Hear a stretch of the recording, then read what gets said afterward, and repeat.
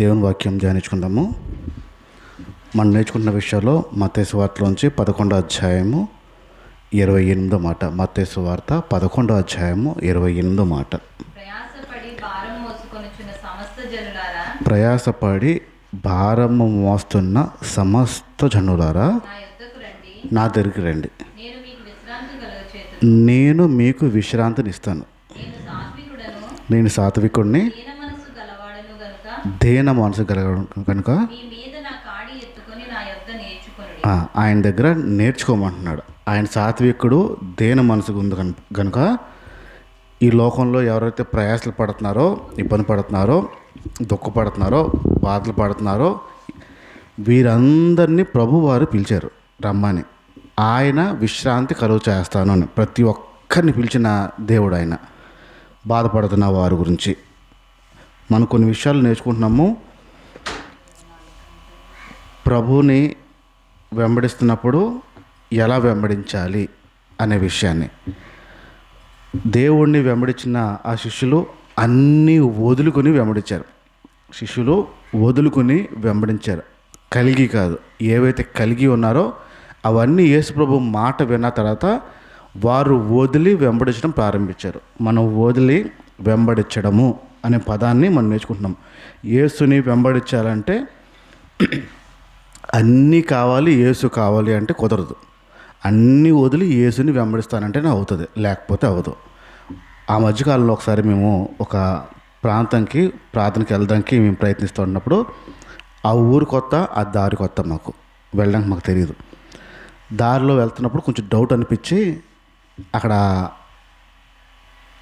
గేదెలని తోలుకుంటూ వెళ్తాను ఒక వ్యక్తి దారిలో కనపడితే ఆ దారిలో ఆ వ్యక్తిని అడిగాం, మేము పలానా ఊరు వెళ్ళాలనుకుంటున్నాము, ఎటు వెళ్ళాలి అని అడిగాం. కరెక్ట్గా ఒక బ్రిడ్జ్ దగ్గర మేము అడిగాం. ఆయన అన్నాడు, ఆ పలానా ఊరా బాబు, ఆ ఊరు వెళ్ళాలంటే ఈ బ్రిడ్జ్ కింద నుంచి డైరెక్ట్గా దిగి వెళ్ళండి. ముందు దిగి వెళ్తే ఈ బ్రిడ్జ్ కింద నుంచి తిప్పి రైట్ తిప్పి ఒక్కటే దారి, ఇంకా ఎక్కడ తిరగక్కర్లే, ఏ దారి చూడక్కర్లేదు, ఇంకేం ఉండవు, ఒకే ఒక దారి, ఆ దారిలో వెళ్ళిపోవచ్చు స్ట్రైట్ ఇంకంతే అన్నాడు. ఆ బ్రిడ్జ్ దగ్గర మేము చూస్తే కారు వెళ్ళడానికి లేదు, ఒక సైకిల్ అలా మనుషులు నడిచే ప్లేస్, బ్రిడ్జ్ కిందకి దిగుంది దారి. ఇక్కడి నుంచి ఎలాగెళ్ళాలి అన్నాం. దారి ఉందా అంటే ఇలాగే ఉంటుంది, ట్రాక్టర్లు దిగిపోతాయి, మా ట్రాక్టర్లు తిప్పుకెళ్ళిపోతాం అన్నాం. కారు దిగుద్దా అన్నాం. కారు కూడా దిగిపోద్ది బాబు, వెళ్ళిపోవచ్చు అన్నాను. రోడ్డు ఎలాగ ఉంటుంది అన్న. రోడ్డు గురించి మేము మాత్రం అడగద్దు, అస్సలు బాగోదు. అన్ని గొంతలే, అన్ని గొంతల రోడ్డే, ఎత్తు పొలాలు చాలా ఎక్కువ ఉంటాయి, దారంతా ముళ్ళు కంపులు ఉంటాయి. కానీ మీరు వెళ్ళి స్ట్రైట్గా వెళ్ళిపోతే చక్కగా వెళ్ళిపోతారు మీరు. రోడ్డు మాత్రం అస్సలు బాగోదు, దాని గురించి చూడొద్దు, రోడ్డు గురించి చూడొద్దు, అసలు బాగోదు. గోతులు ఫుల్, రాళ్ళు ఉంటాయి. జాగ్రత్తగా నిదానంగా స్లోకి వెళ్తే ఖచ్చితంగా ఇంకా మీరు తిరిగి చూసుకోకర్లేదు, వెళ్ళిపోతారు ఆ ప్రాంతానికి, మీరు అన్న ప్రాంతానికి అన్నారు. ఆ దారి కొంచెం చూడడానికి ఇబ్బంది కనిపించి ఇంకేమైనా దారి ఉందా అని అడిగాం. ఇంకా దారి అంటే ఈ బ్రిడ్జ్ ఎక్కి వెళ్ళాలి, బ్రిడ్జ్ ఎక్కి 8 కిలోమీటర్లు వెళ్ళిన తర్వాత ఒక యూటర్న్ తీసుకోవాలి, మళ్ళీ 3 కిలోమీటర్లు వెనక్కి రావాలి, మధ్యలో కటింగ్ ఎక్కడ లేదు. 8 కిలోమీటర్లు వెళ్ళిన తర్వాత 3 కిలోమీటర్లు వెనక్కి రావాలి, వెనక్కి వచ్చి రైట్ తిరగండి, హోటల్ ఉంటుంది, హోటల్ దగ్గరికి వెళ్ళి అడగండి. మీరు ఇప్పుడు చెప్పినా మీకు అర్థం అవుతుంది, అది చాలా ఎక్కువ తిరగాలి లోపల, నేను అంత చెప్పలేను, మీరు అక్కడ అడుగుతా వెళ్ళిపోతే మంచిది అని చెప్పాడు. ఆ రోడ్డు ఎలా ఉంటుంది అన్నాం. ఆ రోడ్డు బంగారాలో ఉంటుందండి, అసలు కుదుపు ఉండవు, ఏముండవు, 100, 120 కొట్టినా చక్కగా వెళ్ళిపోవచ్చు, అది మంత్రి గారు ఉండే ప్రాంతం అండి, అందుకే అలాగే వేయించారు అని రోడ్డు గురించి బాగా చెప్పాడు. 2 రోడ్లు చెప్పాడు. ఏది సాధారణంగా వెళ్ళడానికి ఇష్టపడతాం? ప్రశాంతంగా వెళ్ళిపోయేది కదా, నిదానంగా, అసలు కుదుపులు లేకుండా, గోతులు లేకుండా ప్రశాంతంగా వెళ్ళిపోయేది. రోడ్డు బాగున్నది. మా గమ్యంకి వెళ్తాం లేదా క్లియర్గా చెప్పలేదు ఆ వ్యక్తి. అడుగుతూ వెళ్ళాలి, చాలా తిప్పాలి, రోడ్డు మాత్రం బాగుంటుంది, గమ్యం గురించి క్లియర్గా చెప్పలేదు అతనికి. సాధారణంగా మనకు అనిపించేది ఏంటంటే మంచి రోడ్లో వెళ్ళిపోతే అమ్మయ్యా అని అనిపిస్తుంది మనకి చాలాసార్లు కదా. మనం నేర్చుకుంటున్నాము యేసు ప్రభువుని వెంబడించాలి అనే విషయాన్ని నేర్చుకుంటున్నాం. యేసు ప్రభువుని వెంబడించాలంటే వదిలి వెంబడించాలి అని. ఇప్పుడు యేసు ప్రభు ఎలాగెళ్ళాడు, ఏ ప్రాంతంలోకి వెళ్ళాడు, ఎటు నుంచి వెళ్ళాడు ఒకసారి చూద్దాం. మత్తయి సువార్తలోంచి, బైబిల్లోంచి మత్తయి సువార్త బైబిల్లోంచి మత్తయి సువార్త తీద్దాము. మత్తయి సువార్తలో 7వ అధ్యాయము 13 నుంచి చూద్దాం. మత్తయి సువార్త 7:13 నుంచి.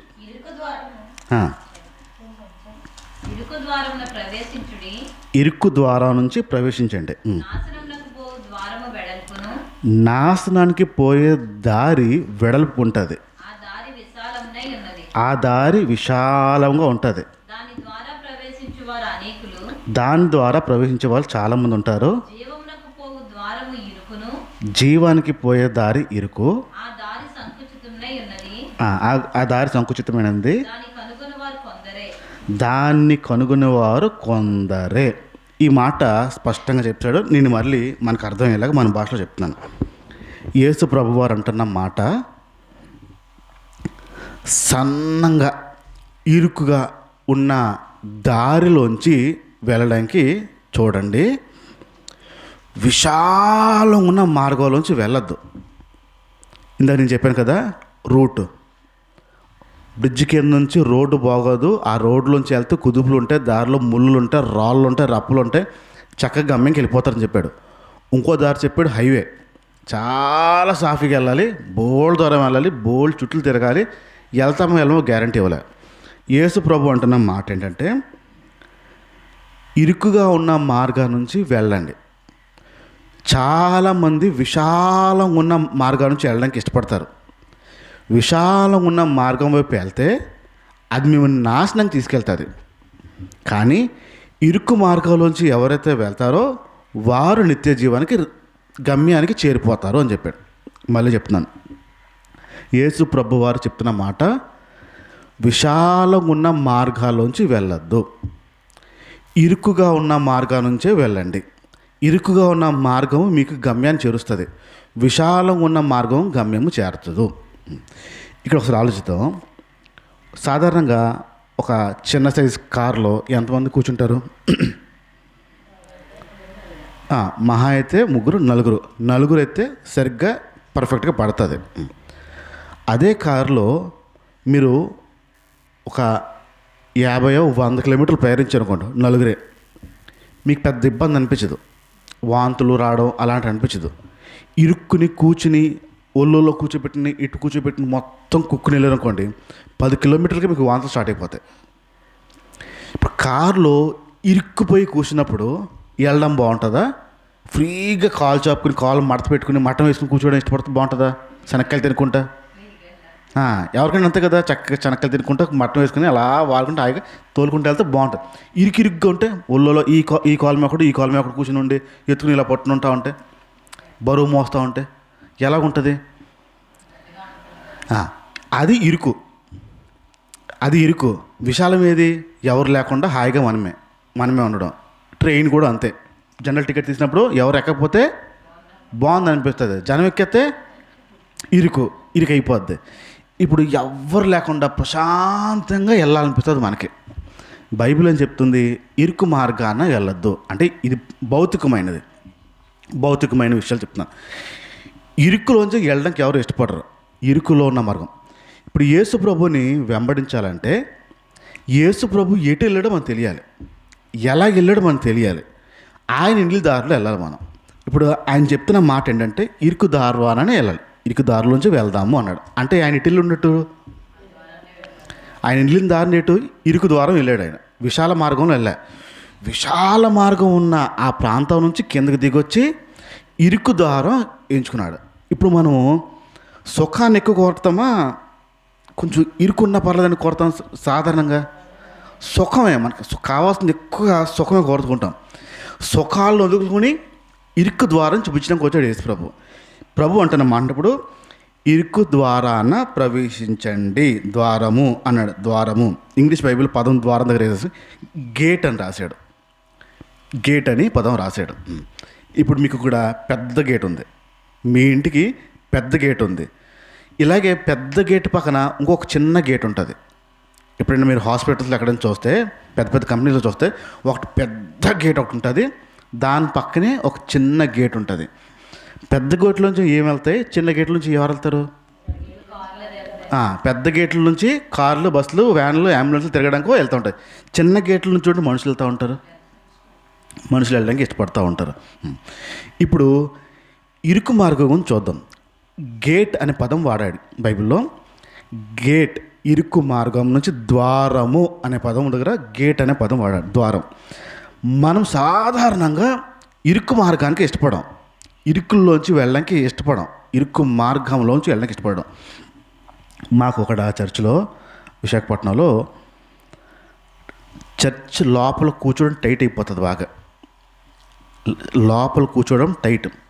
ఆ చివరన ఒక దగ్గర ఒక 15-20 చైర్లు మాత్రమే వేస్తారు, కుర్చీలు. మిగతా వాళ్ళందరూ కింద కూర్చోవలసిందే.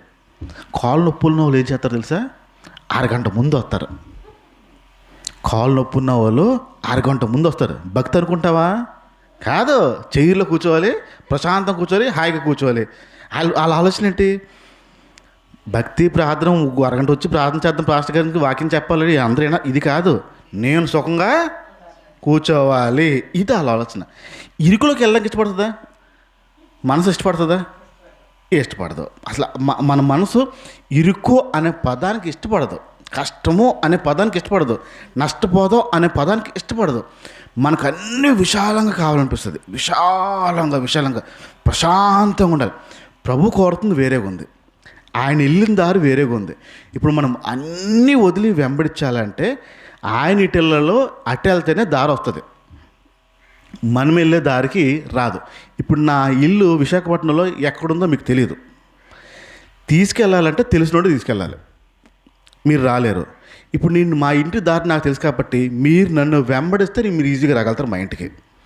నేను చెప్పేసాను అనుకోండి, మీకు కష్టంగా ఉంటుంది. అలాగే వెళ్ళలేదంటే కష్టంగా ఉంటుంది, అంత ఈజీగా మీరు వెళ్ళలేరు. ఇప్పుడు వెళ్ళినోడు ఒకడున్నాడు, యేసు ప్రభు. ఆ ఇరుక్కు మార్గం నుంచి వెళ్ళాడు, ఆ గమ్యానికి చేరుకున్నాడు. ఏం చెప్తున్నాడు? విశాల మార్గానికి వెళ్తే అంట అది నాశనానికి తీసుకెళ్ళిపోతుందంట. విశాల మార్గము నాశనానికి తీసుకెళ్ళగలుగుతుంది. కొంచెం అర్థం చేసుకోవడానికి ప్రయత్నిద్దాం. హైవే మీద ఎక్కువ స్పీడ్ వెళ్తారా, చిన్న రోడ్ల మీద ఎక్కువ స్పీడ్ వెళ్తారా? ఏది ఎక్కువ యాక్సిడెంట్లు అవుతాయి అప్పుడు కదా? విశాలంగా ఉంది కాబట్టి స్పీడ్ ఎక్కువ కొడతారు, ప్రాణాలు పోతుంది. ఇరుక్కుకుంటే నిదానంగా స్లోగా వెళ్తారు, కానీ గమ్యం చేరిపోతారు. ఇరుక్కు మార్గంలో వెళ్ళేవాళ్ళు గమ్యం చేరిపోతారు. విశాల మార్గంకి వెళ్ళేవారు ఖచ్చితంగా ప్రాణాన్ని కోల్పోతామని చెప్తున్నారు. ఇంకొంచెం అదే విషయాన్ని ఇంకో దగ్గర కూడా రాశారు. లూకాసు వార్తకు వద్దాం ఒకసారి. ఇప్పుడు లూకాసు వార్త 13వ అధ్యాయంకి వద్దాం. లూకాసు వార్త 13వ అధ్యాయము 24 నుంచి చూద్దాం. 22 నుంచి చూడండి. 22. ఆయన యెరూషలేము నుంచి ప్రయాణమే వెళ్తూ బోధించుచు పట్టణంలోని గ్రామంలో సంచారం చేస్తూ ఆయన వాక్యాన్ని చెప్పుకుంటా తిరుగుతూ ఉన్నాడు. ఒకడు ఎవరాడు? ఒకడు అన్నాడు. ఎవరాడు? ఉందా ఎవరైనా పేరు లేదు, కానీ ఒకడు అన్నాడు. ఆడి పేరు లేదు కానీ గమ్మత్తైన క్వశ్చన్ అడిగాడండి, మంచి క్వశ్చన్ అడిగాడు. ఏంటి అడిగాడు యేసు ప్రభుని? ప్రభువా, రక్షణని కొంచెం మందే పొందుతారా ఆయన అడిగితే, ఆ యేసు ప్రభు ఆ క్వశ్చన్ అడిగిన వ్యక్తిని చూసి, ఇరుకు మార్గము ప్రవేశించడానికి ఏంటది? అది అండర్లైన్ చేసుకోండి, సరే అండర్లైన్ చేసుకోండి, గీత కొట్టుకోండి. ఇందాక మత్తయి సువార్త 7లో ఏ రాస్తుంది? ప్రవేశించండి అన్నాడు. 7లో ప్రవేశించండి, విశాల మార్గంలో అనేకులు వెళ్తారు కానీ అది నాశనానికి తీసుకెళ్ళిపోతుంది అని చెప్పాడు. అంతే తప్ప లూకాసు వార్తకు వచ్చినప్పటికి లూక్ గారు గమనించిన మాట ఏంటి చూడండి, మళ్ళీ చదవండి. ఇరుకు ద్వారాన ప్రవేశించడానికి పోరాడండి, ఫైట్ చేయండి, ఇరుకు మార్గానికి వెళ్ళడానికి ప్రయాసపడాలి. ఏంటది? ప్రయాసపడి భారం మోస్తున్న సమస్త జనులారా. ఇక్కడ తగిలి చూడండి. ఇప్పుడు దేని గురించి ప్రయాసపడాలి మనం? వస్తువులు రావట్లేదన్నా, అనుకునేవి రావట్లేదన్నా, అన్ని ఇబ్బందులు ఎదురవుతున్నాయన్నా, ప్రయాస దేనికి? ఇరుకు మార్గాన వెళ్ళడానికి ప్రయాసపడండి. చదవండి. ఇరుకు ద్వారమున ప్రవేశింప పోరాడుడి, అనేకులు ప్రవేశింపచూతురు గాని, అనేకులు ప్రయత్నిస్తారంట ఇరుకు మార్గం నుంచి వెళ్ళడానికి, ప్రవేశింపచూతురు కానీ వారి వలన కాదని మీతో చెప్పుచున్నాను. వారి వలన కాదు, ట్రై చేస్తారట. చూడండి, ఈ మాట హెచ్చరిక తెలుసా మీకు? ఇది యేసు ప్రభు మార్గాన్ని వెంబడించడానికి యేసు ప్రభు ఎక్కడెక్కడ తిరిగాడు, యేసు ప్రభు ఎలా బ్రతికాడో, ఎలా చేసాడో, ఎలా ఉన్నాడో, ఆయనతో పాటే ఉండి దేవుని రాజ్యానికి వెళ్ళాలని ప్రయాసపడేవారు చాలామంది ఉంటారంట. కానీ వారి వల్ల కాదంట, అది ప్రవేశించలేరంట. ఇంటి యజమానుడు లేచి తలుపు వేసిన తరువాత, ఇంటి యజమాని లేచి తలుపు వేసేస్తే మీరు వెలుపల నిలిచి ఉంచి అక్కడ తలుపు కొడతారంట. ఎవరు? ప్రయత్నించి విఫలం చెందిన వాళ్ళు.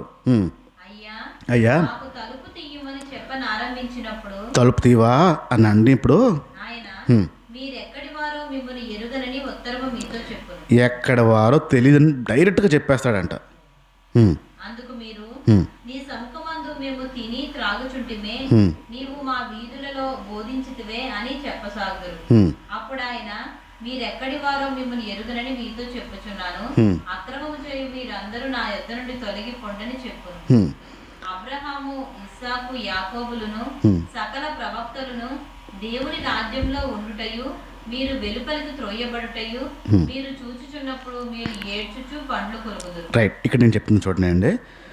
యేసు ప్రభు వారు స్పష్టంగా లూక్ గారు రాసినప్పుడు ఆయన గుర్తించిన మాట, యేసు ప్రభు ప్రవేశించమన్నాడని మత్తయ్య గారు గమనించింది. లూక్ గారు గమనించిన విషయం ఏంటంటే పోరాడాలంట.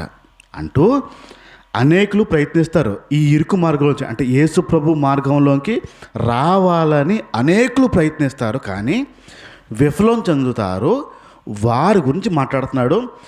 ఒక టైం వస్తుంది, తలుపు కొడతారంట, తలుపు వేయబడుతుందంట, మీరు ఎవరో తెలియదు అని కూడా చెప్పేస్తారంట. ఇది ఎవరి గురించి మాట్లాడుతున్నారంటే, ఒకసారి ఇరుకు మార్గంలో నడిచి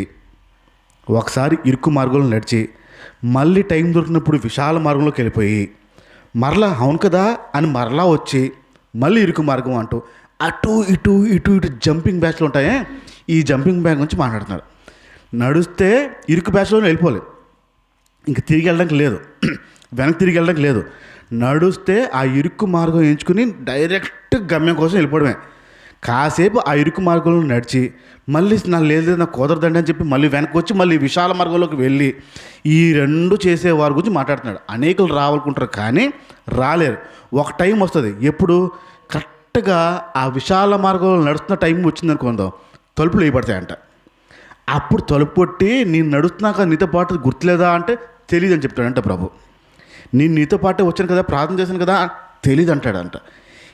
ఏది చేయడంట. ఇందాక మత్తయిలో ఇరుకు మార్గాన ప్రవేశించమన్నాడు. రెండో దగ్గరకు వచ్చినప్పటికి పోరాడాలి. అంత ఈజీ కాదు. యేసు ప్రభుని నమ్మడం అంటే, యేసు ప్రభుని వెంబడించడం అంటే, యేసు ప్రభు ఎలా బ్రతకడో అలా బ్రతకడం అంటే, యేసు ప్రభు ఏం చేసాడో అలా చేయడం అంటే, యేసు ప్రభు నడిచిన మార్గంలోనే నడవాలి అంటే అంత ఈజీ కాదు, అంత సులభం కాదు. ఆయన నడిచిన మార్గము ఇరుకు మార్గము, ఆయన ఎంచుకున్న మార్గము ఇరుకు మార్గము. ఒకవేళ మనం ఇంకా ఆ విశాల మార్గంలో నడిచే ప్రయత్నాలు చేసామనుకోండి, విశాల మార్గంలో వెళ్ళే ప్రయత్నం చేస్తే ఆ రోజు తలుపులు మూయబడతాయని చెప్తున్నాడు. ఇంకొంచెం ముందుకెళ్దాం, యోహాను సువార్తకు వద్దాం. యోహాను సువార్త 10వ అధ్యాయము.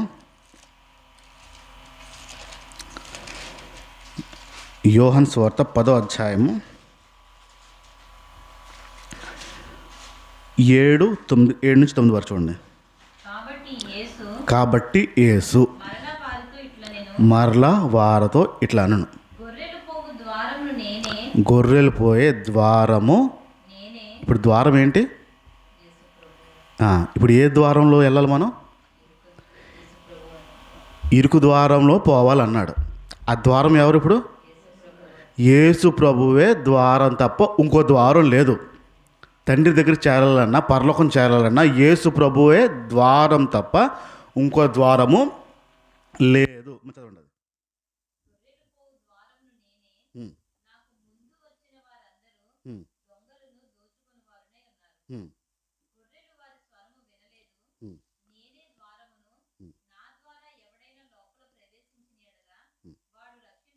చాలు చాలు.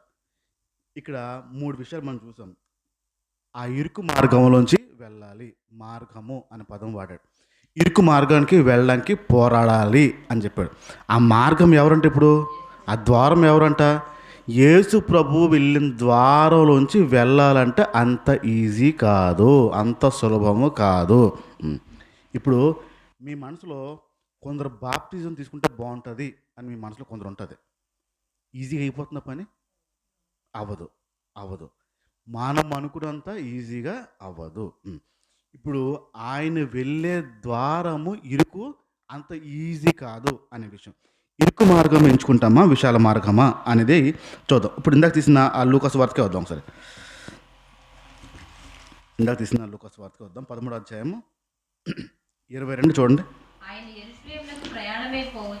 యెరూషలేము నుంచి ప్రయాణమే పోతున్నప్పుడు బోధించుచు ఏం చేశాడంటే ఆ పట్టణంలో బోధించిన తర్వాత ఇప్పుడు చెప్పిన తర్వాత ఆ 23 చూడండి. ఇప్పుడు ఒకడు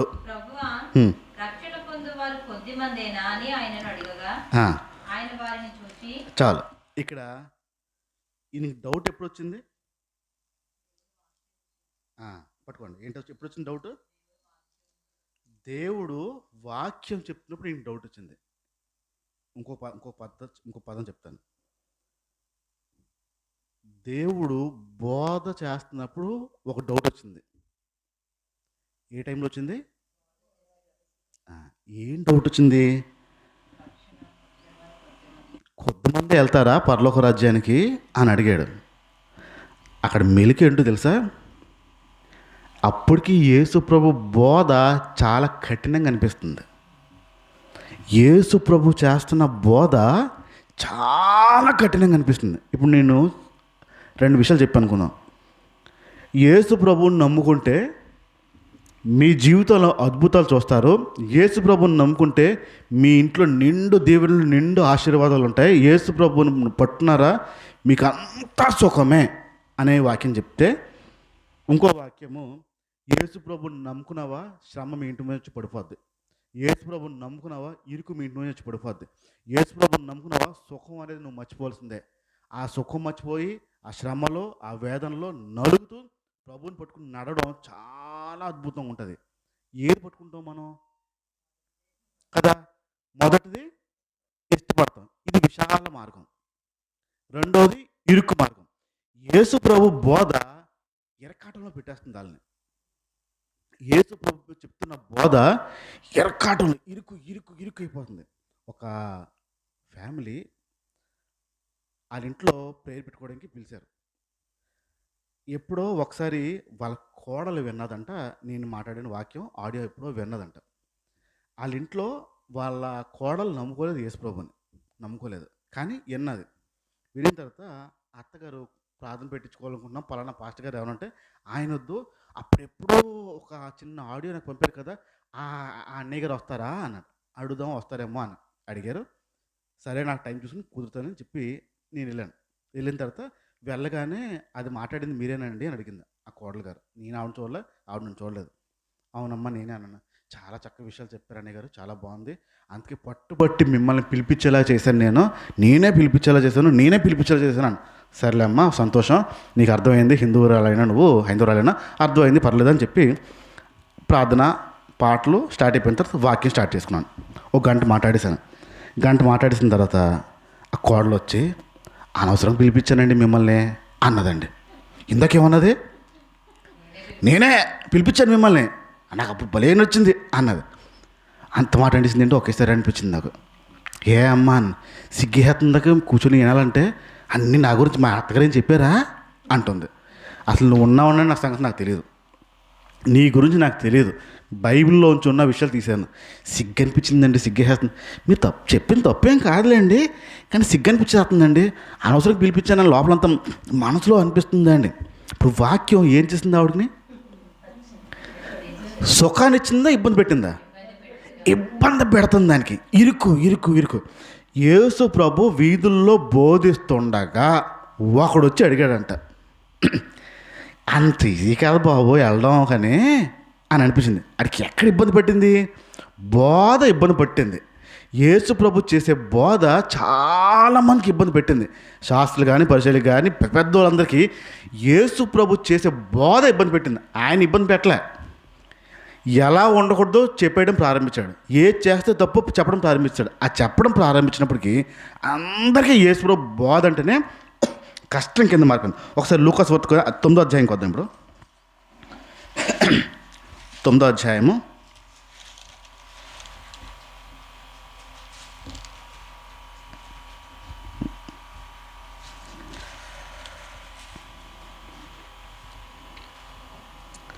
5 చూడండి ఒకసారి. 51 సారీ 51 చూడండి. 51 ఆయన పరమునకు చేర్చుకొనబడు దినములు పరిపూర్ణమగుచున్నప్పుడు ఆయన యెరూషలేమునకు వెళ్ళుటకు మనసు స్థిరపరచుకొని తనకంటే ముందుగా దూతలను పంపెను. వారు వెళ్ళి ఆయనకు బస సిద్ధము చేయవలెనని సమరయులకు ఒక గ్రామంలో ప్రవేశించిరు గాని ఆయన యెరూషలేమునకు వెళ్ళ నభిముఖుడై నందున వారు ఆయనను చేర్చుకొనలేదు. యేసు ప్రభు వస్తూ ఉంటే కొందరు వారిని చేర్చుకోలేదు, యేసు ప్రభుని చేర్చుకోలేదు, ఇష్టపడలేదు, రావడం ఇష్టపడలేదు. శిష్యులైన యాకోబును యోహాను అది చూచి ప్రభువా ఆకాశం నుండి అగ్ని దిగి చాలు 57 చదివండి డైరెక్ట్. 57 57 మార్గంలో వెళ్ళుచుండగా వారు మార్గంలో వెళ్తుండగా ఒకడు నీవెక్కడికి వెళ్ళినను నీ వెంట వచ్చేదనని ఆయనతో చెప్పారు. యేసు ప్రభు చెప్తున్నాడు, మీరు ఎక్కడికి వెళ్ళినా ఏ ప్రాంతంకి వెళ్ళినా మీతో పాటు నేను వచ్చేస్తాను అన్నాడు. యేసు ప్రభు వారు ఏమంటున్నారు అప్పుడు? నక్కలకు బొరియలు, ఆకాశంలో ఉన్న పక్షులకి నివాసం ఉన్నాయి, కానీ మనిషి కుమారుని యేసు ప్రభుకి కనీసం తల వాల్చడానికి స్థలం లేదు. ఆయన ఇంకోటితో నా వెంట రాయ్యా, నువ్వు నన్ను వెంబడించు అని యేసు ప్రభు వారు అంటే అతను ఏమన్నాడు అప్పుడు సమాధానం? యేసు ప్రభు ఉండండి, మీరు కాసేపు ఆగండి, మా ఇంట్లో మా ఊరు ఒకటి చచ్చిపోయాడు, నేను పాత పెట్టి వస్తాను, వెంబడించండి అంటే ఏమన్నాడు? నేను పాత పెట్టి వస్తాను అన్నాడా? అందుకైనా చచ్చిపోయిన వాళ్ళు పాత పెట్టుకుంటారులే, కానీ దేవుని రాజ్యాన్ని ప్రకటించావు అని చెప్పాడు. ఇంకొకడిని అడిగాడు,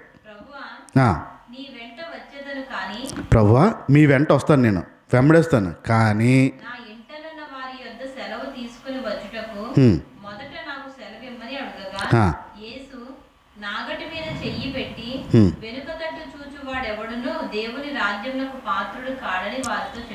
ఇక్కడ ఇంకోటిని అడిగాడు. ఇంకోటి వచ్చి మా ఇంట్లో వాళ్ళకి నేను బాయ్ చెప్పాలి, నేను బాయ్ చెప్పకుండా వచ్చేసాను, నేను టాటా బాయ్ బాయ్ చెప్పాలి, చెప్పి వస్తానే అని అంటున్నాడు. యేసు ప్రభు అంటున్నాడు, ఒక్కసారి నాకటి మీద చేసిన తర్వాత వెనక్కి తిరిగి చూడడానికి లేదు, దున్నుకుంటూ వెళ్ళిపోవాల్సిందే అన్నాడు. ఈ వ్యక్తులు ఎవరు కూడాను యేసు ప్రభుని వెంబడించలేకపోయారు, ఇరుకు మార్గంలోకి రాలేకపోయారు, ఇరుకు మార్గంలోంచి అలా ఆ విషయాల్లో దాటి వెళ్ళలేకపోయారు. యేసు ప్రభు నచ్చాడు, కానీ యేసు ప్రభు బోధ నచ్చలే. ఆ ధనవంతుడు వచ్చాడు, ధనవంతుడు వచ్చి పరలోక రాజ్యంకి నేను వెళ్ళిపోవాలనుకుంటున్నాను, ఏం చేయాలని అడిగాడు.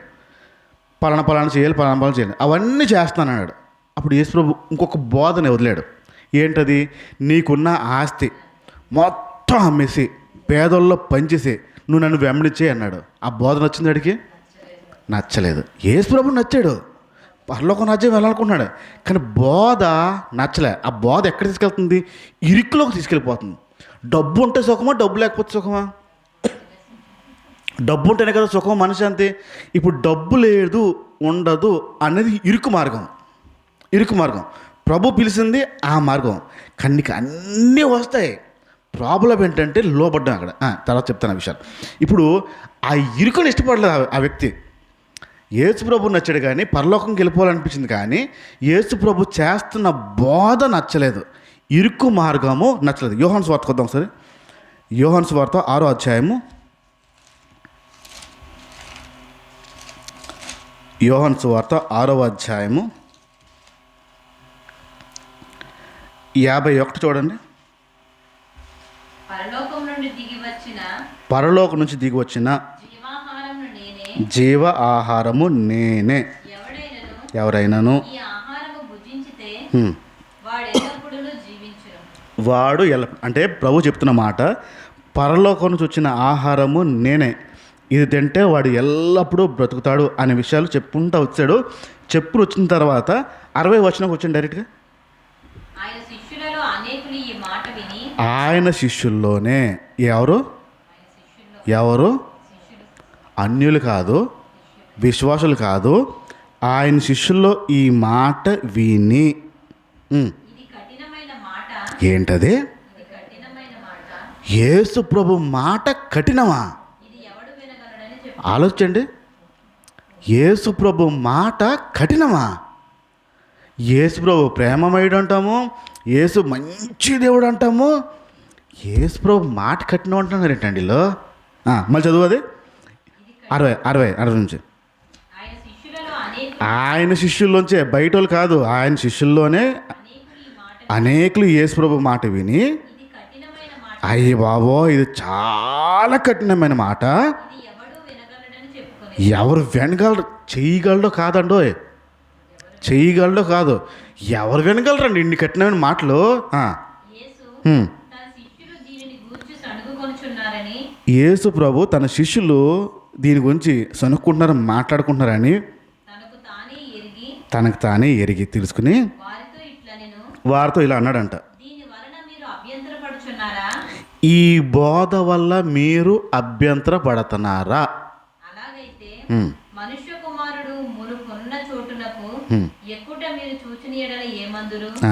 ఆ పదం గుర్తుపెట్టుకోండి. దేనివల్ల ఇబ్బంది పడుతున్నారు అన్నాడు? దేనివల్ల? అది మళ్ళీ చదువు 5 నుంచి 60 నుంచి చూడు.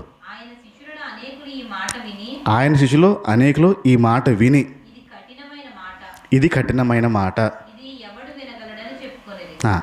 ఇప్పుడు నా వైపు చూడండి.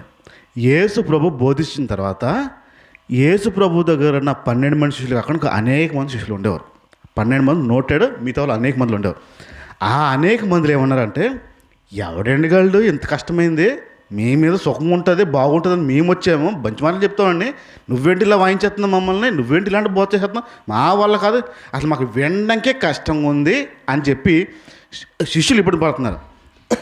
ఇబ్బంది పడుతుంటే యేసు ప్రభు శిష్యుల వైపు చూసి, ఈ విషయం బట్టి మీరు కూడా ఇబ్బంది పడుతున్నారా అన్నాడు. మీకు అర్థమైందా? ఇది అర్థమైందా? నేను మీకు అర్థమని చెప్తున్నాను. మీరు నన్ను ఎక్కడికైనా తీసుకెళ్ళినా నేను చేసే బోధ బట్టి మీరు ఇబ్బంది పడతారు, వాళ్ళు ఇబ్బంది పడతారు. అర్థమవుతుందా? మీరు నన్ను ఎక్కడైనా తీసుకెళ్తే, ఎవరి కుటుంబం దగ్గర పరిచయం చేస్తే, నేను చేసిన బోధ వల్ల అక్కడ ఉన్న మనుషులు ఇబ్బంది పడతారు. అప్పుడు యేసు ప్రభు శిష్యులు చూసి అడిగినట్టు, వాళ్ళందరూ ఇబ్బంది పడుతున్నారు కదా, మీరు కూడా ఇబ్బంది పడుతున్నారా వాళ్ళు ఇబ్బంది పడినందుకు? మాట కఠినంగా ఉంది, మాట కఠినంగా ఉంటుంది, బోధ కఠినంగా ఉంటుంది. మీరు ఎక్కడ తీసుకెళ్ళినా సున్నితమైన మాట రాదు, కఠినమైన మాటలే వస్తాయి, కఠినమైన బోధే వస్తుంది. యేసు ప్రభు మార్గం అది, ఆయన నడిచిన మార్గం అది. వారు ఇబ్బంది పడుతున్నారు కదా, మీరు కూడా ఇబ్బంది పడుతున్నారా అని శిష్యులను అడిగాడు యేసు ప్రభు. మీరు కూడా అభ్యంతర పడుతున్నారా? అలా అయితే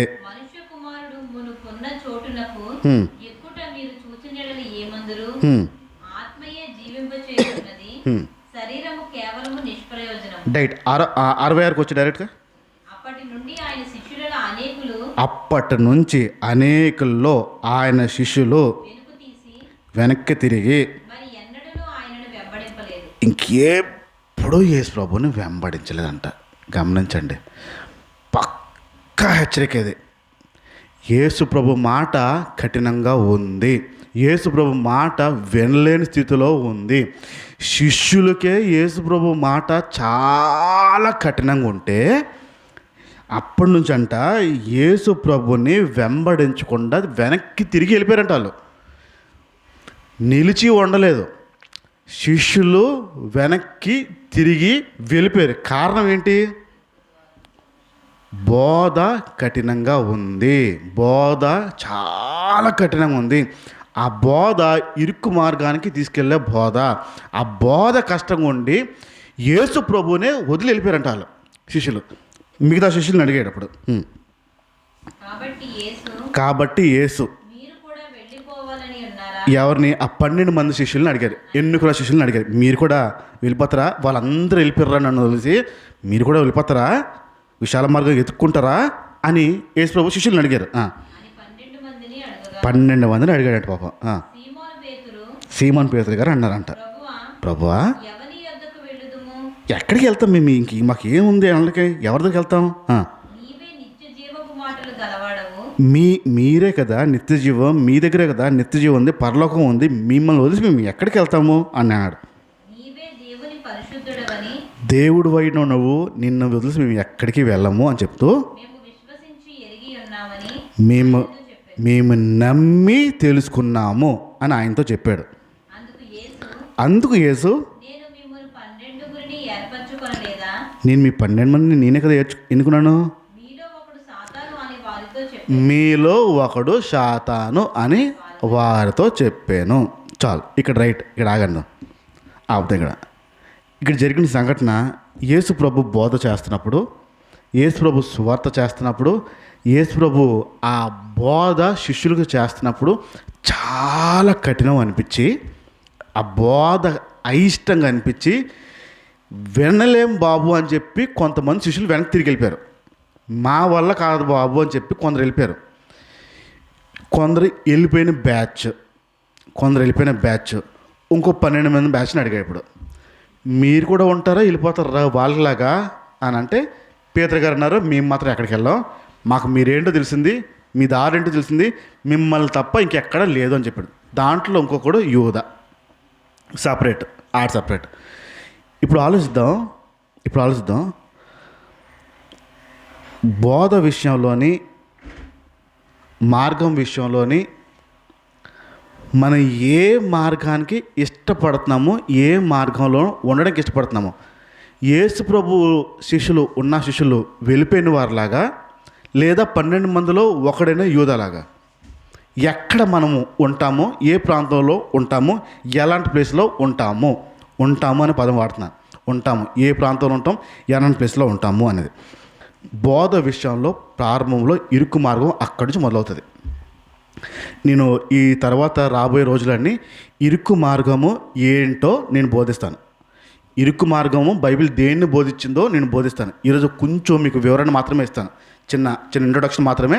అసలు ప్రభు మాట్లాడిన మాట ఇరుకు మార్గం దేనికి సంబంధించిందో, ఎక్కడి నుంచి ప్రారంభమైందో అది మాత్రం చెప్పి వచ్చే వారంలో నేను పూర్తి వివరాలు మీకు ఇవ్వడానికి ఇష్టపడతాను.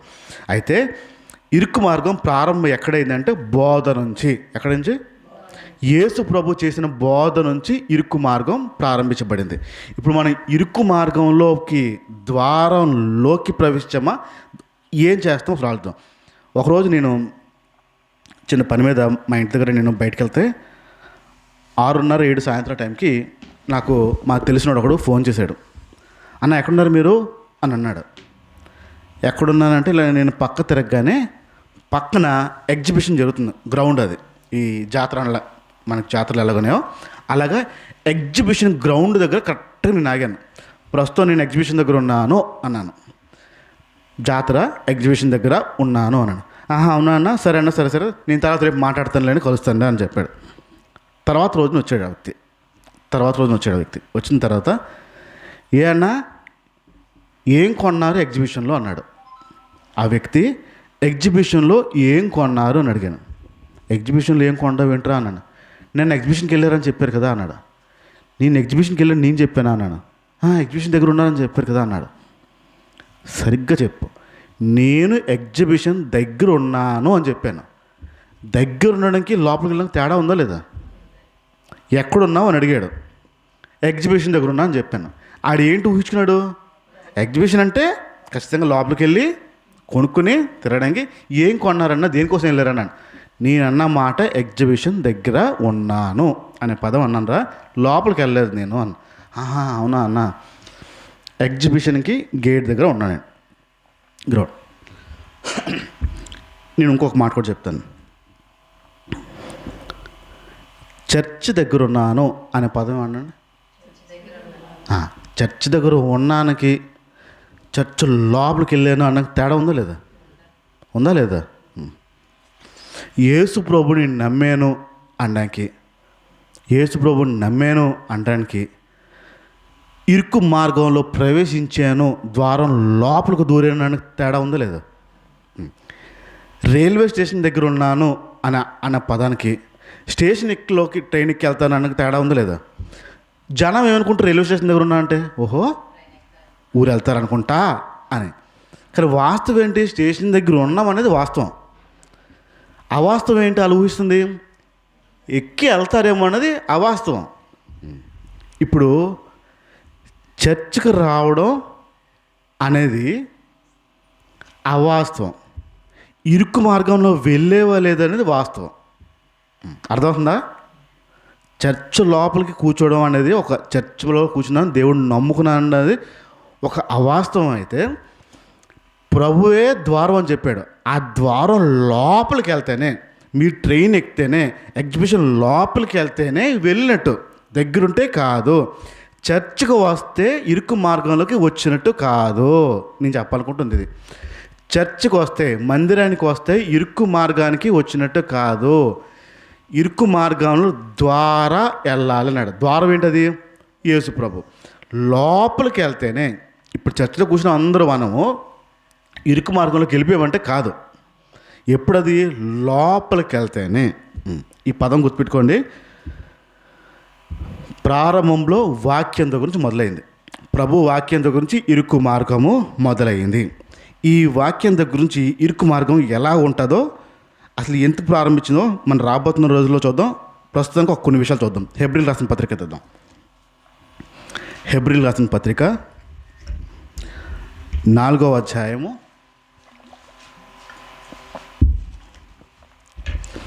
హెబ్రీలు రాసిన పత్రిక 4వ అధ్యాయము 12వ మాట చూడండి. ఎందుకంటే దేవుని వాక్యము సజీవం అంటే బ్రతికున్నది, బలం ఉంది, అది ఒక కత్తి లాంటిది. కాకపోతే రెండు వైపులా షార్ప్ ఉంటుంది, దారు ఉంటుంది, పదును ఉంటుంది అంట దేవుని మాట. ప్రాణమును, ఆత్మను, కీళ్లను, మూలుగను విభజించినంత వరకు వెళ్తుందంట. మళ్ళీ హృదయము దాని తలంపులు, ఆలోచనలు శోధించుచున్నది. చాలు. ఇక్కడ నా మాట చూడండి. ఇప్పుడు ఈ హెబ్రీలు రాసిన పత్రికలో క్లియర్గా చెప్తున్నాడు, దేవుని వాక్యము అంటే ఏంటంటే అది బలమైంది అన్నాడు. ఫస్ట్ అది జీవం కలిగింది అని చెప్పాడు. అది దేంతో పోల్చాడు? ఒక ఖడ్గము, ఒక కత్తి. దానికంట రెండు వైపులు పదునున్న కత్తి. ఒకవైపు మనం వాడే కత్తుల్లో ఒకవైపే పదును ఉంటుంది, రెండు వైపులా ఉండదు. కానీ దేవుని వాక్యము రెండు వైపులా పదును ఉంటుందంట. ఆ రెండు వైపులు పదునున్న కత్తి వాక్యము, దేవుని వాక్యము. అది ఎక్కడికి వెళ్తుందంట? ప్రాణము, ఫస్ట్ ప్రాణము, తర్వాత ఆత్మ, కీళ్లను, మూలుగను, మొత్తం రెండు పాటల కింద చేస్తుందంట. హృదయము దాని తలంపుల్ని, ఆలోచనల్ని శోధించుచున్నది. ఒక్కసారి మీ మీ మీ మీ పక్క వాళ్ళు చిన్న గిల్లండి, ఒకసారి గిల్లండి. తెలుస్తుంది కదా, నొప్పి వస్తుంది. గిల్లితే బాగుంటుందా? నొప్పి వస్తుంది. ఇప్పుడు వాక్యము దేంతో పోల్చాడు? ఐసా కత్తి, రెండు వైపులు షార్ప్, రెండు వైపులు పదును. అది దిగుతా ఉంటుంది, రెండు వైపులు కోసుకుంటూ విడిపించుకుంటూ వెళ్తూ ఉంటుంది. ఎప్పుడైనా అంత నొప్పి కలిగిందా? మరి అంత నొప్పి వచ్చిందా?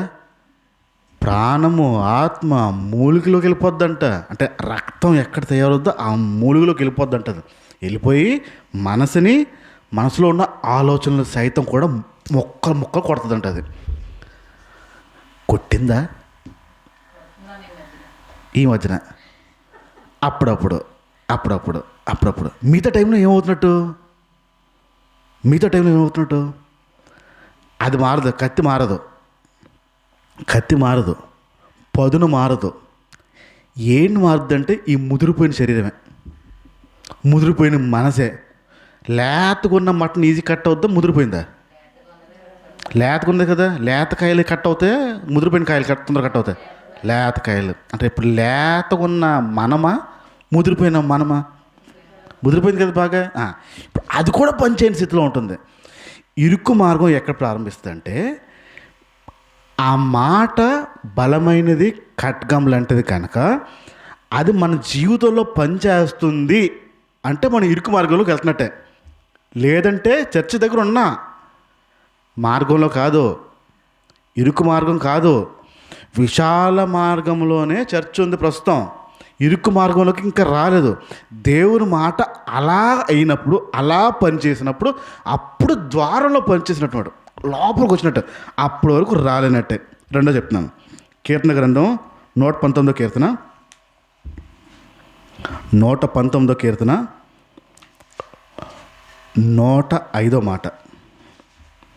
119, 105.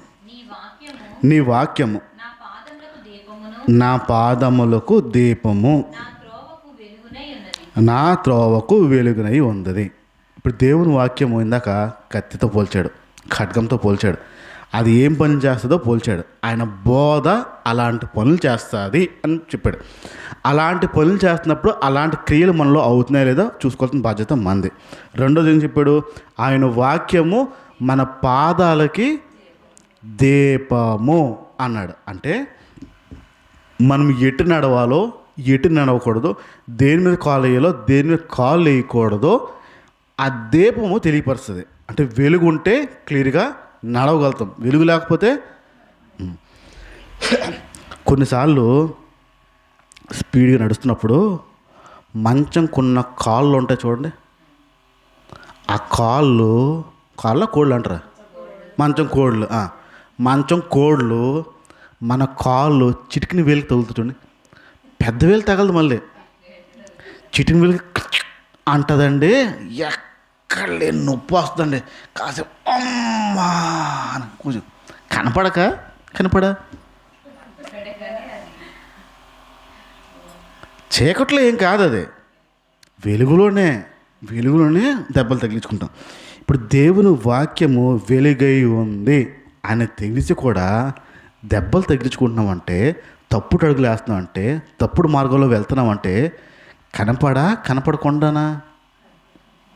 కనపడే అంటే ఆ విశాల మార్గంలో ఉండడానికి ఇష్టపడ్డాం, కానీ టార్చ్ చేసుకుని కూడా ఆ ఇరుకు మార్గంలోకి వెళ్ళడానికి ఇష్టపడలే. ఇంకా మన ఆలోచన అంతా విశాలంగా ఉండడానికే చూస్తుంది, కానీ ఆ ఇరుకులో ప్రవేశించడానికి ఇష్టపడలేదు. మనం ఏమనుకుంటున్నామంటే, దేవుడి దగ్గర ఉన్నాం కదా, చర్చికి దగ్గర ఉన్నాం కదా, వాక్యానికి దగ్గర ఉన్నాం కదా. కథలు పనిచేయవు. ఏం పనిచేస్తుంది? మార్గంలో ప్రవేశిస్తేనే. ఇప్పుడు దేవుని వాక్యం వెలుగయ్యుందన్నప్పుడు ఖచ్చితంగా ఆ మార్గంలో వెళ్ళితీరాలి. అది వెళ్ళినప్పుడు ఎలాంటి తప్పుడు అడుగులు వేయకుండా ఉంటేనే మనము ఆ ఇరుకు మార్గంలో వెళ్ళినట్టు. లేదంటే అది తెలిసి కూడా విశాల మార్గమే ఎంచుకుంటున్నట్టు. విశాల మార్గం ఎంచుకుంటే ఏమవుతుంది? నాశనం. మూడో చెప్తున్నాను. మత్తయి సువార్త 4వ అధ్యాయము, మత్తయి 4:4.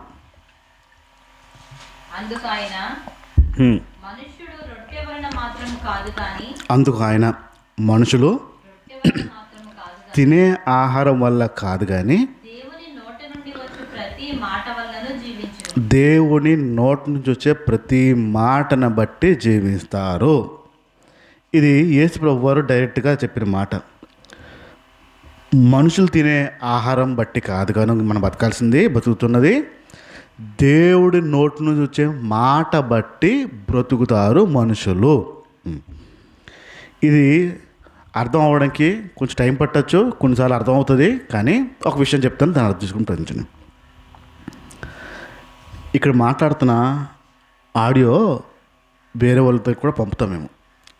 నేను మాట్లాడుతున్న ఈ ఏదైతే రికార్డు ఉందో ఆ రికార్డు వేరే వాళ్ళకి కూడా పంపుతాను. నేను పంపితే దాంట్లో ఒక సిస్టర్ మాట్లాడుతూ, అన్నా అదేంటో తెలియదన్నా, స్టార్టింగ్ బాగుందానికన్నా ఈ మధ్య ఆడియో వినబుద్ధి ఎట్లా అని చెప్పిందండి. ఆడియో వింటుంటే నాకు పెద్ద తృప్తి దొరకట్లేదు, ఏదైనా డైరెక్ట్గా కూర్చుని వింటే బాగుంటుందన్నా అన్నది. నేరుగా కూర్చుని వాక్యం వింటే, చూస్తూ వింటే బాగుంటుంది అని. ఇప్పుడు అనుకుందాం కాసేపు, ఆదివారం రానమ్మా, శుక్రవారం రాను, నేను ఇంట్లోంచి ఫోన్ చేస్తాను, ఫోన్ ఈ మైక్లో పెడతాను, మీరు అందరూ ఇక్కడ కూర్చోండి అంటాను. నేను కూర్చోగలుగుతారా? బాగుంటుంది అది. ఏదో ఏదో లోపం, నేను మనిషిని కనపడకుండా నా మాట వినపడుతుందా లేదా? లైవే కదా, అక్కడి నుంచి ఆ లైవ్ వస్తుంది కదా, ఇక్కడికి వస్తుంది కదా. కానీ ఎండకి ఏంటి, ఇప్పుడు మనిషి బట్ట వాక్యమా, వాక్యమా మనిషా, ఏది కావాలి? నాకు తెలుసుకోవడం కడుగుతున్నాను. ఎప్పుడైనా ఇక్కడ మాట్లాడింది అర్థం అవ్వకపోతే రెండోసార్లు వినులు ఎవరున్నారా? ఏంటారా? ఉన్నారా? అర్థం అవ్వకపోతే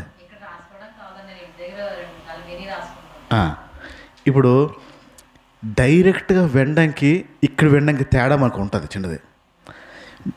ఫోన్లో వినడానికి పెద్ద మనసు రాదు, ఏదో పనులు చేసుకుంటూ ఏదో చేస్తూ అలా వింటాం.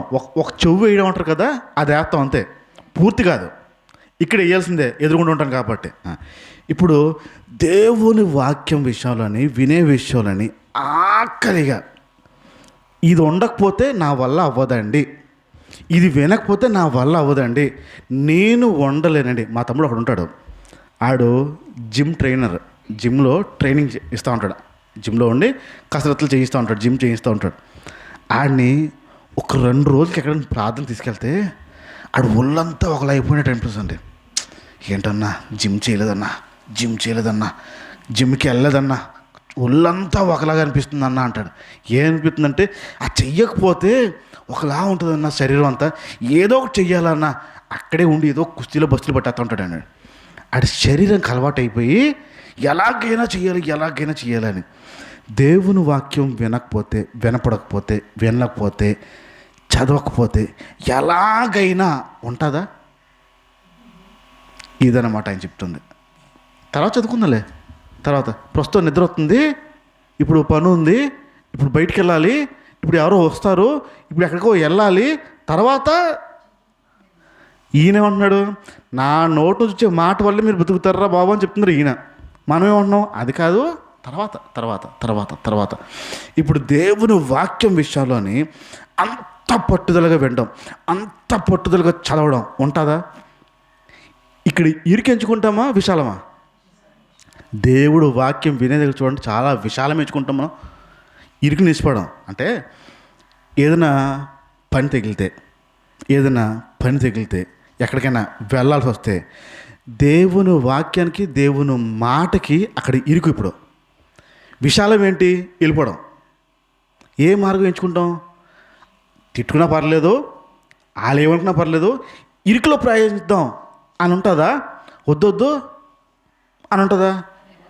అది విశాల మార్గం అనమాట. అది దేని తీసుకెళ్తుందంటే నాశనానికి తీసుకెళ్తుందని చెప్తుంది బైబిల్. ఇరుక్కు మార్గాన ప్రవేశించడానికి చాలామంది ప్రయత్నిస్తారు, కానీ అదే ఎంచుకుంటారంట. వాళ్ళ గురించి మాట్లాడుతుంట. ఒకరోజు వచ్చి తలుపు వేయబడుతుంది అనే విషయాన్ని. 4వ విషయంకి వస్తున్నాను. 2వ తిమోతి పత్రిక 3వ అధ్యాయము, 2 తిమోతి 3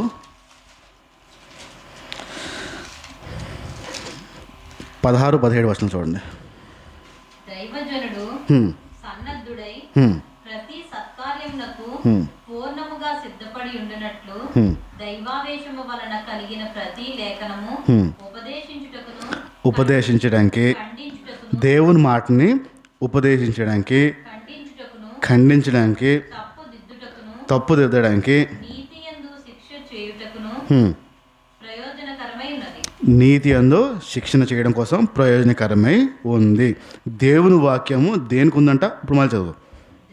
సన్నద్ధుడై ప్రతి సత్కార్యమునకు హ్మ్, పూర్ణముగా సిద్ధపడి ఉండునట్లు ఆ, దైవావేశము వలన ఆ, కలిగిన ప్రతి లేఖనము దేవుని మాట, ఆ, లేఖనము ఉపదేశించుటకును, ఉపదేశించడానికి, ఖండించుటకును, ఖండించడానికి, తప్పుదిద్దుటకును, తప్పుదిద్దడానికి, నీతి యందు నీతి అందు శిక్ష చేయుటకును శిక్ష చేయడానికి ప్రయోజనకరమై ఉన్నది. ప్రయోజనకరమై ఉంది.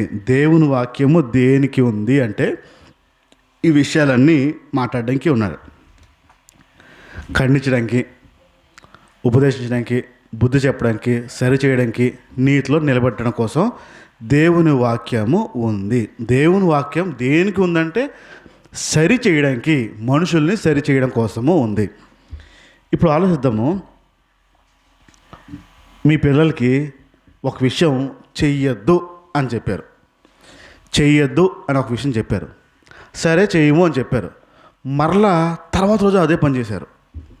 మళ్ళీ ఏం చెప్తారు? అప్పుడు రెఫరెన్స్ ఇస్తారు. ఏంటి, నిన్న చెప్పాను కదా చేయొద్దని, మళ్ళీ ఎందుకు చేసావు అని అంటారు. మళ్ళీ అదే పని చేస్తారు.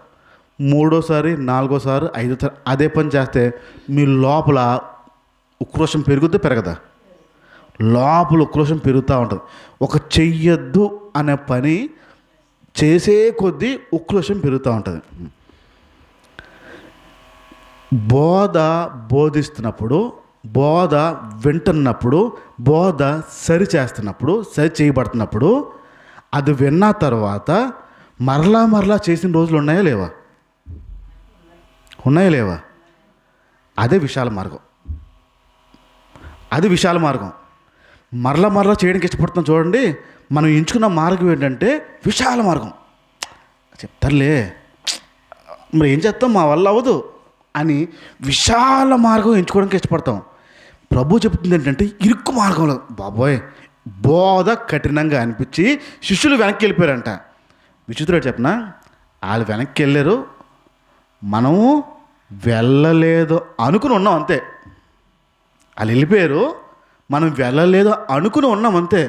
కానీ చర్చ్కి దగ్గరలో ఉన్నాము. ఇందాక ఎగ్జిబిషన్కి వెళ్ళాం కదా అన్నట్టుగా చర్చ్కి దగ్గరలో ఉన్నారు. బోధ ఖండిస్తున్నప్పుడు, సరి చేయబడుతున్నప్పుడు మరలా అది చేస్తున్నాం అంటే మనం ఎంచుకున్న మార్గము విశాల మార్గము. అది నాశనాన్ని వైపు తీసుకెళ్ళిపోతుంది. ఆ వైపు వెళ్ళడానికి వీల్లేదు. మనం ఎంచుకోవాల్సిన మార్గము బోధ ఇలా చెప్పింది, నన్ను సరి చేసింది, నేను ఇంకోసారి ఈ పని చేయకూడదు, ఇంకోసారి ఈ పని చేయకుండా నాకు కష్టమైన నష్టమైన నీ మార్గంలోనే ఉంటాను, విశాల మార్గం వెళ్ళను, దేవుడు నడిచిన మార్గం ఇది గనక నేను ఈ మార్గంలోనే నడుస్తాను అనే విషయాన్ని గుర్తెరగాలి. 5వ విషయం చెప్తాను. ఎఫెసీయులకు రాసిన పత్రిక 6వ అధ్యాయం. ఎఫెసీయులకు రాసిన పత్రిక 6వ అధ్యాయం 17వ మాట.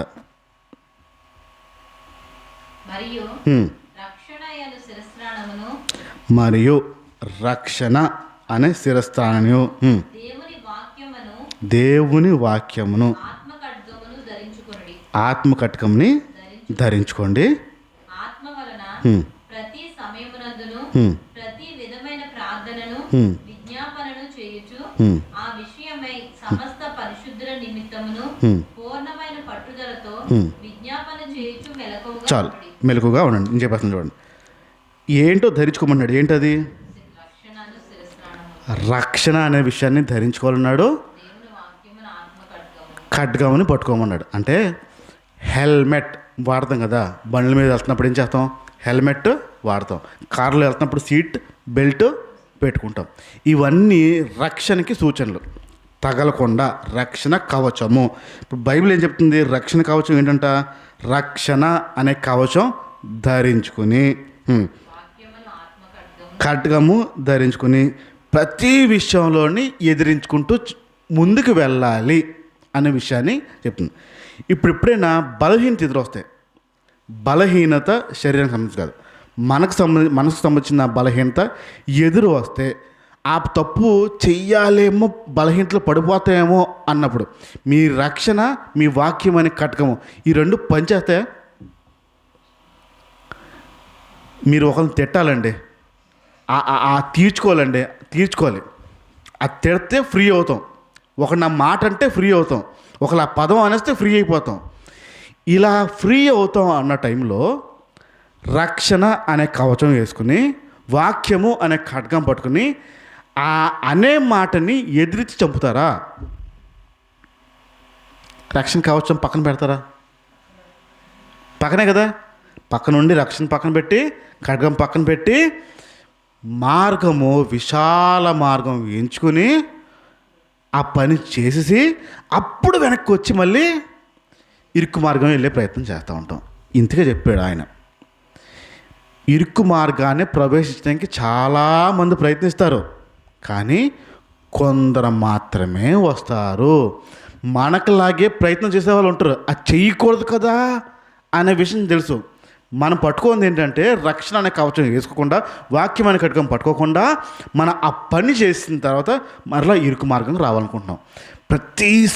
ప్రతిసారి మనము ఆ ఇరుక్కు మార్గాన్ని ఎంచుకునే ప్రయత్నం చేస్తున్నాం. ఇరుక్కు మార్గం ఎంచుకుంటే నాశనానికి తీసుకెళ్ళిపోతుంది. జాగ్రత్తగా ఉండాలి. 6వ విషయం చెప్తున్నాను స్పీడ్గా. యెషయా గ్రంథము 55వ అధ్యాయం. యెషయా గ్రంథం 55వ అధ్యాయము 11వ మాట. యెషయా 55:11 మాట. నిష్ఫలముగా నా యొద్దకు మరలక అది నాకు అనుకూలమైన దాన్ని నెరవేర్చు. నేను పంపిన కార్యమును సఫలము చేయును. దాని పైన చదువుకుంచు. నా తలంపులు మీ తలంపుల వంటివి కావు. 11 నుంచి 10 నుంచి. వర్షమును హిమమును ఆకాశం నుండి వచ్చి అక్కడికి ఏలాగు మరలగా భూమిని తడిపి విత్తువానికి విత్తనమును భుజించువానికి ఆహారమును కలుగుటకై అది చిగిర్చి వర్ధిల్లునట్లు చేయును. అలాగే నా నోట నుండి వచ్చు, అలాగే నా నోటి నుంచి, దేవుడి నోటి నుంచి వచ్చిన మాట వచనమును ఉండును. నిష్ఫలముగా నా యొద్దకు మరలక అది నాకు అనుకూలమైన దానిని నెరవేర్చు. రైట్. ఇక్కడ పైనుంచి పడుతున్న వర్షపు చొక్క భూమి మీదకి పడిన తర్వాత దాని పనిని అది ఎలాగైతే చేసుకుంటుందో తిరిగి వెళ్ళదు. అంటే నిష్ప్రయోజనంగా తిరిగి వెళ్ళదు. అలానే నా మాట కూడా పైనుంచి దిగి వస్తున్న మాట నిష్ప్రయోజనంగా తిరిగి వెళ్ళదు అని అంటున్నారు. ఇప్పుడు మన జీవితంలో యేసుప్రభు మాటలు అన్నీ జరిగిపోయా కొన్నాను. యేసుప్రభు చెప్తున్న మాటలు, యేసుప్రభు వింటున్న మాటలు అన్నీ అవుతున్నాయా? అన్నీ చేస్తున్నామా? కొన్నా అంటే ఏమవుతున్నట్టు ఆ మాట నిష్ప్రయోజనంగా. ఒక ప్రేయర్కి మేము వెళ్ళాల్సి వచ్చినప్పుడు దాదాపుగా 3 నెలల నుంచి మేము ప్రార్థన చేస్తున్నాం. ఆ ప్రాంతానికి వెళ్ళాలని కబురు వచ్చింది, వెళ్ళడానికి ప్రయత్నించాం, బయలుదేరిపోయాం. వచ్చాడన్నా అంతా రెడీ చేస్తాము అని చెప్పారు. ఎప్పుడైతే రెడీ చేస్తామో మేము బయలుదేరిపి చాలా ప్రయాసంతో కూడుకుని ఆ ప్రాంతానికి వెళ్ళాం. వెళ్ళిన గంట ముందు ఆ ఇంట్లో ఒక వ్యక్తి చనిపోయాడు. ప్రేయర్ అవుతుందా? చాలా ప్రయాసంతో బోల్డ్ సామాన్లు లగేజ్తో సౌండ్ బాక్స్లో లైట్లు అన్నీ మోసుకుని మేము అక్కడికి వెళ్ళిన కొంచెంసేపు ముందే ఫోన్ వచ్చింది. ఆడికి కంగారు పడుతున్నాడు. తర్వాత ఎత్తుదాని దగ్గరికి వెళ్ళినప్పుడు చూస్తే ఇంటి ముందు జనము ఏంటని చూస్తే మనిషి చచ్చిపోయాడు.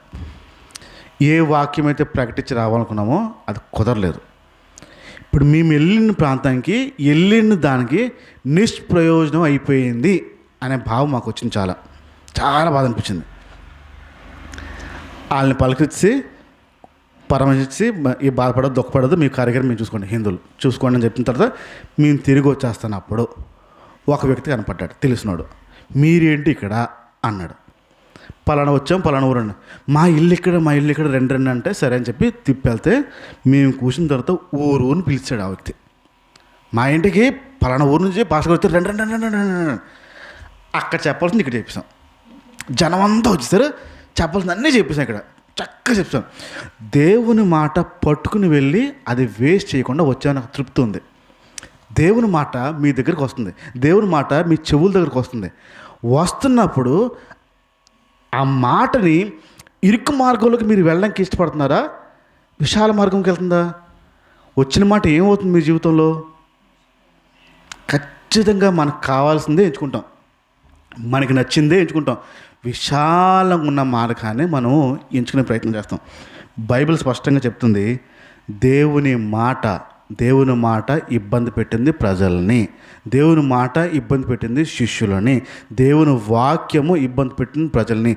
దేవుని మాట ఇరుకు మార్గం కనుక ఆ ఇరుకు మార్గంలోకి వెళ్ళడానికి జనాలు ఇష్టపడట్లేదు. ఏ వ్యక్తులు ఇష్టపడ్డారు? శిష్యులు తప్ప ఇంకెవరు ఇష్టపడలేదు. మిగతా వాళ్ళు ఈ మాట కష్టంరా బాబు అని చెప్పి తిరిగి వెళ్ళిపోయిన వారు ఉన్నారు. ఇప్పుడు మనం తిరిగి వెళ్ళిపోయిన వారి దగ్గర ఉంటామా? లేదు అని పట్టుకుని అదే మార్గంలోకి ఇష్టపడతామా? దేవుని మాట ఇరుకు అని తెలిసి కూడా ఆ ఇరుకులోకి వెళ్ళడానికి ఇష్టపడతామా? విశాల మార్గంలోకి ఇష్టపడతామా? ఏ దారి ఎంచుకుంటామో అనేది మనకే దేవుడు వదిలేశాడు. ఇరుక విశాలమా? చూసేవాళ్ళకి వినేవాళ్ళకి ఎలా ఉంటుందంటే, ఎగ్జిబిషన్కి వెళ్ళావు, స్టేషన్కి వెళ్ళావు, ఊరు వెళ్ళావు, ఎగ్జిబిషన్లో కొనుక్కున్నావు, చర్చ్కి వెళ్ళి ఇరుకు మార్గం ఎంచుకున్నామే అనుకుంటాం. కాదు, కానీ ఎప్పుడైతే ఆ ద్వారం ప్రవేశించడానికి ఇష్టపడతామో అప్పుడే ఇరుకు మార్గము. మిగతా రాబోతున్న రోజుల్లో మిగతా విషయాలు నేను చెప్తాను. ప్రస్తుతం ఇక్కడితో ఆపుతాను. కళ్ళు మూసుకుని ప్రార్థన చేద్దాం.